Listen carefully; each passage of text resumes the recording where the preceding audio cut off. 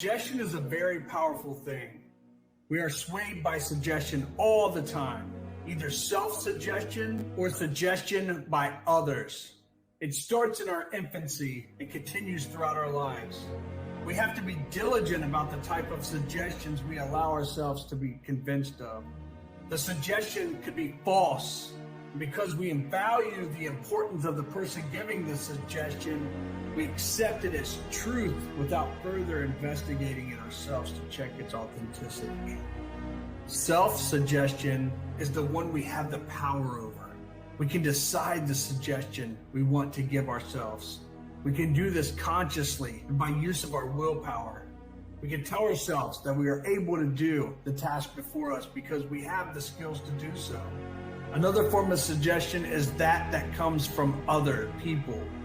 If someone suggests to us that we can't do something and that person is of great importance to us, it may alter our course and create a roadblock to our success.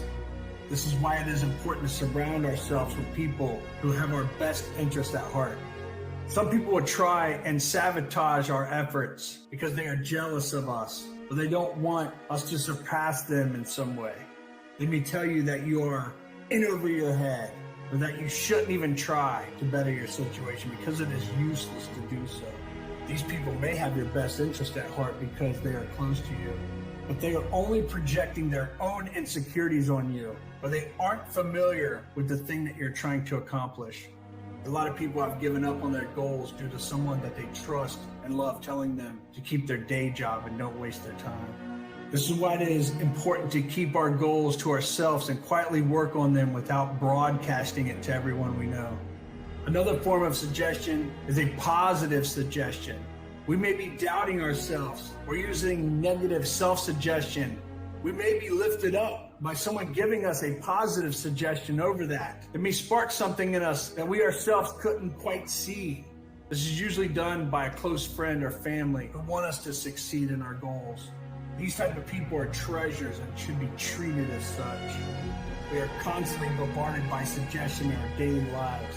We are told that we need this phone or this car to be happy. We are told if we don't have these things, we are inadequate compared to those who do. This is why so many people live outside their means and create an unfavorable situation financially in their lives.